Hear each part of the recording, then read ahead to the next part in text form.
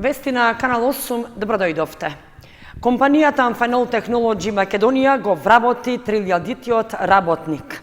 На скромна свеченост на Моника Стојановска и беше доделена парична награда.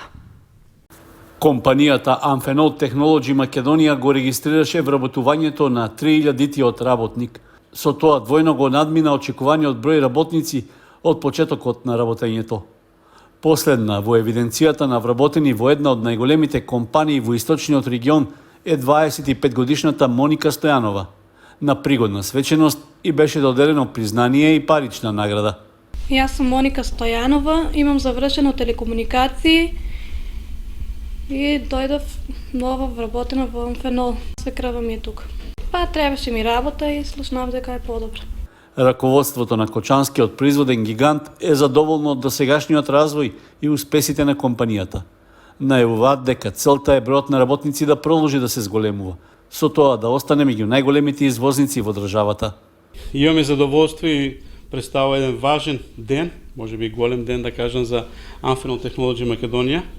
Моника е нашиот 3000-ти вработен. Тоа е еден број кој што го таргетиравме веќе неколку време. Очекувавме дека до крајот на 23-та, и тоа сега почетокот на 24-та го достигнавме. Горд сум што успеавме во тоа. Многу благодарност до вработените и до мојот тим, бидејќи тие се најзаслужни за ова достигнување и се надевам дека во иднина не многу долго ќе успееме да прославиме 3500 па и 4000 вработени, може би еден ден и 5000, што би било некој сон. Меѓутоа, знаете, кога почнувавме и 1500, 1800 беа некои таргети, па ние ги надмиравме сега со 3000, зошто да не? Пред 2 месеца компанијата Amphenol отвори нов капацитет во кој се произведуваат кабли за уреди во медицината, што беше една од можностите да се зголеми бројот на вработени.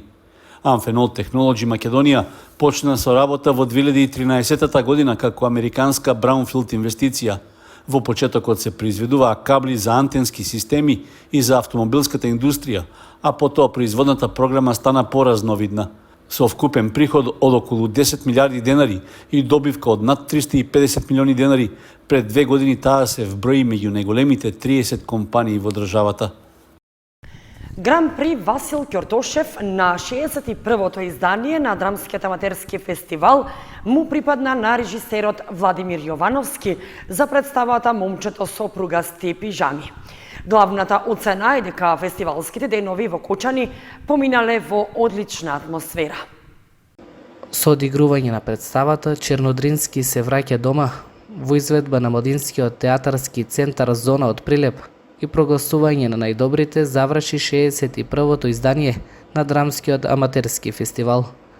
Гран при Васил Ќортошев и наградата во категоријата за режија Борис Стојчев ја освои Владимир Јовановски за представата Момчето со пругасти пижами, што беше во изведба на летечката театарска трупа Тетово.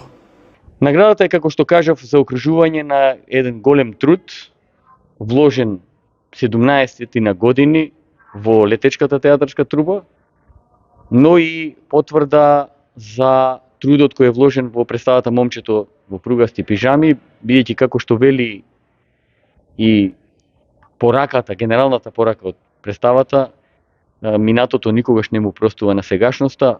Момчето со пругасти пижами е своевиден учител на следните генерации, дека историјата е водилка во животот и треба да учиме од неа за да иднината ни биде посветла и подобра. Секако од публиката од Кочани сум секогаш задоволен.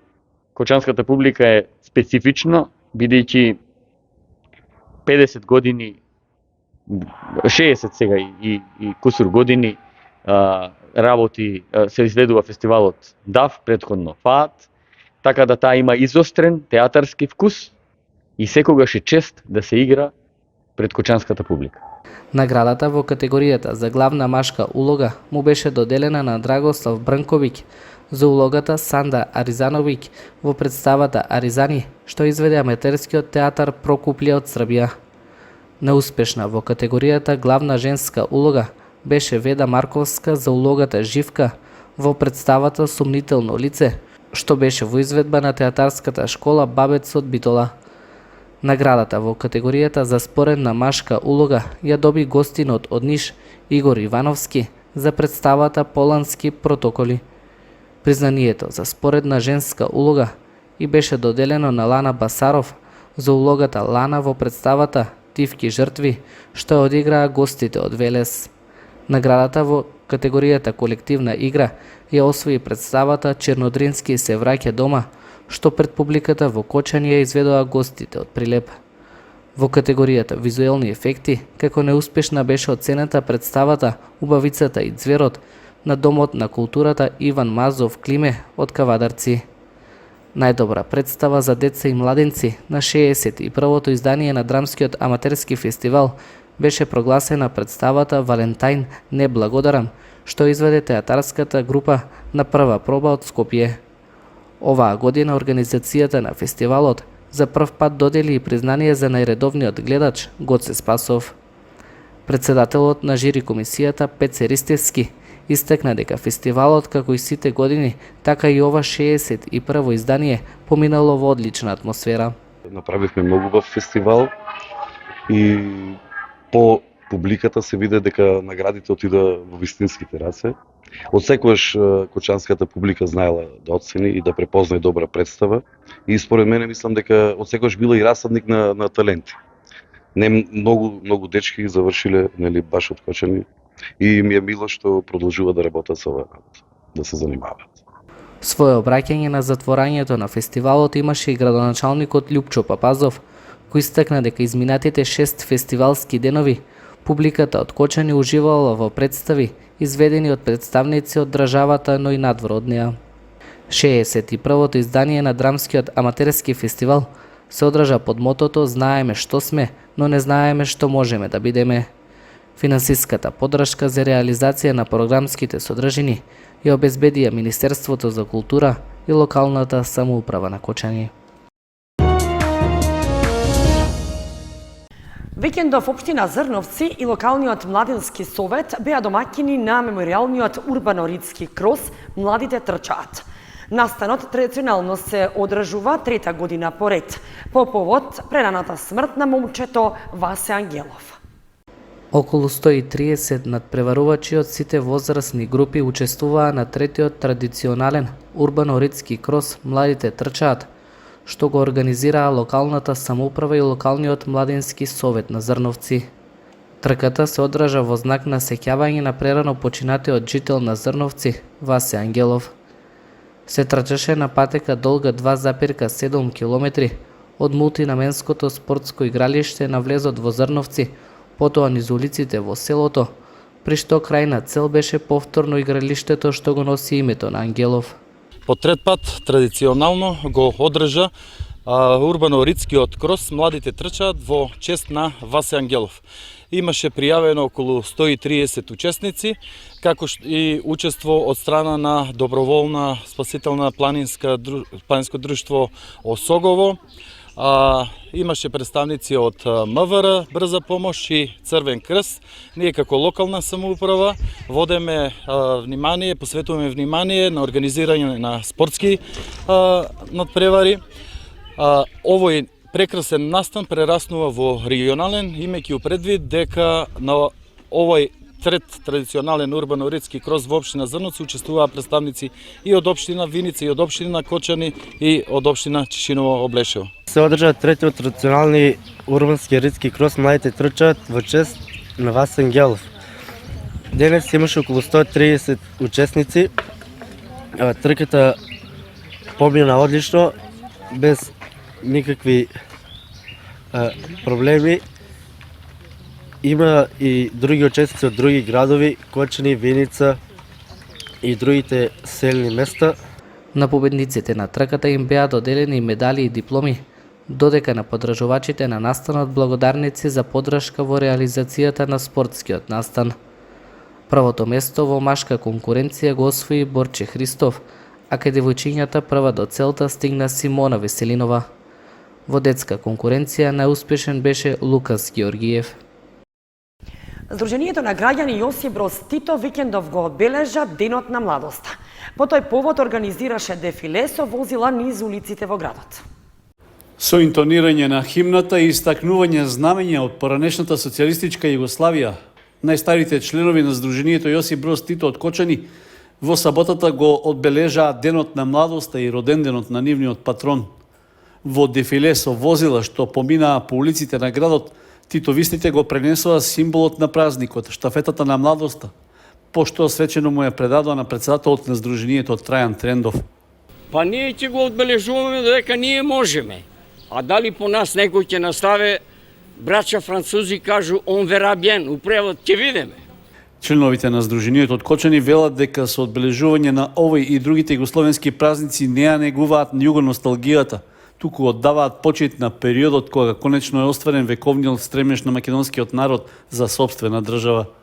Наши постари сограѓани од може да се каже од Македонија, што овој датум многу брзо го заборавија, на бившите југословенски простори во другите републики достојно се одбележува овој ден, така да прошлата година имаше голем, може да се каже, меѓународен собир во Баваниште кај Панчево, близу до Ковин тамо, и ова година има присуство од цела Југославија. Ние бевме спречени, така речено, да не одиме на таа манифестација, бидејќи овде сакаме да го прославиме и македонскиот народ да знае дека уште овој датум се одбележува. Од свеченоста во Кочани, титовистите упатија честитка до своите колеги од други здруженија во поранешните југословенски републики, кои традиционално и годинава организираа голем собир кај српскиот град Панчево.